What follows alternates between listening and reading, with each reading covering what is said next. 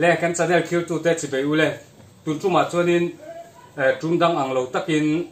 ral thuam thir na kanon le dona weapon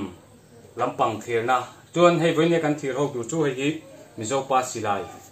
mizopa silai nia he mi chungchang hi kanon thir ho dona ka bulami hi mun moya ania ti chuanin hi mizopa silai tukuli kan ti ten kha chuanin ang lo hi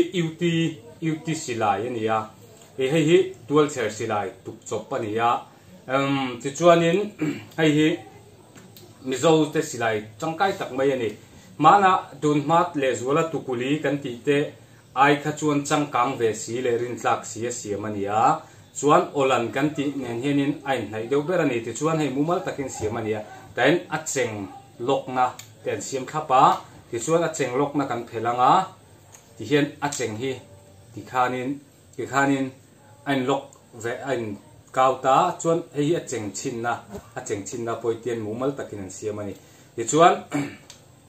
hei kan sut lenga ta hian hei kan mu thein keringa heta pathum in bel hi thokep kan tiang kha nia thokep ania chuan thokep in bel na lai hi khoi nu nin an siam ania siam tu te hian khoi nu nin an siama khoi nu na hian thokep in bela pathum pali panga te po tam tak du zat he lai sengan ti phe chun za te po bel thei mi the le lam pang ne na khoi nu an da blek phe chunin kep ringot poi za ni chu kha abel dei the tiang chuania chuan hetiang silai hi tam takin kan shalo mai the mi zo pa ina an siam chop ve nia ti chuan hei ta hian a en len na te o a tho chuan ven na tur te oma chuan a dot mora hian hei a tho chuan ani ti chuan hetiang silai hi tun tuma jong kan ti chin lo mai anga hei a kom tuk po an nal khop na mi zo pa ina tuk chop nge ania hei chuan a mechanism chim a poi mi zo pa in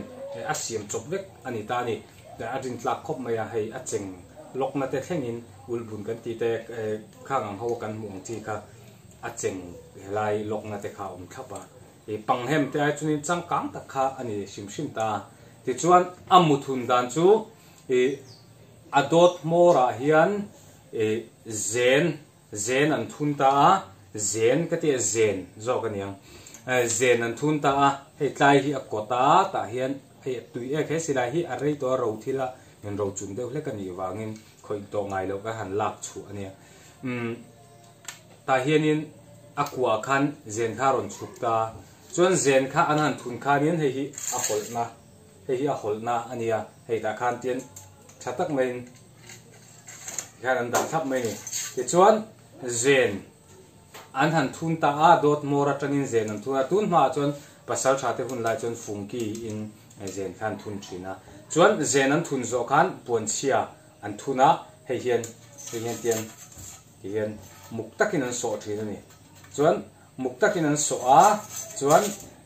puan chia an so a chuan silai mu an thun ta silai mu mupui te mo SG te mo a eng po ning chu musek te po nia ti han thun ta chu puan chia khan an no le ta muktak khanin an da thin ta ni chu manlai mi zo paral thuam ani chun chuka awa lo mom ve a lo om lo chu tiang kana na siam ani le nem ai ka ti zok chu chuka a lo om ka ti a lo om lo thuma chu tiang an ka ngai lo ram sa te mel ma te manlai in ral ka na ni chu tiang kana na siam ani lo a iril ru ang kha ka te lo chuka a lo om ka ti ni chu a lo om lo tu man chu tiang an la ka ngai lo ani chun ka ti om le zo kong chuka a lo om chuk zo min mo chuka itia chuk zo min awa lo om ve ti ta che chuka lo om mi tia chu tiang te chu tunge pasal tha in heting silai keng chuk me chu tiang tunge kap long ram sa ten ka panga chuka lo om reng lo puanin an no ve kalom apu enge in ko ta lung hi anu ten chuta kan dun tia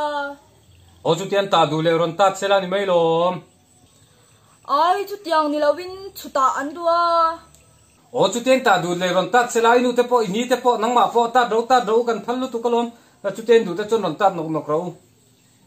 ai chu tia ta nok ni lawin anu ten chuta an du o chu ten ta du chon ta do kan thallu tu ta do ho mai imol me a a enge mo mol te min ti le ron ta tu la ti chu mol na ni le ne min ta du chon ta do ron ta do hạ thắc mấy cái đó package chuka à chú tít tiêm mình tít chú lên năng bốc cả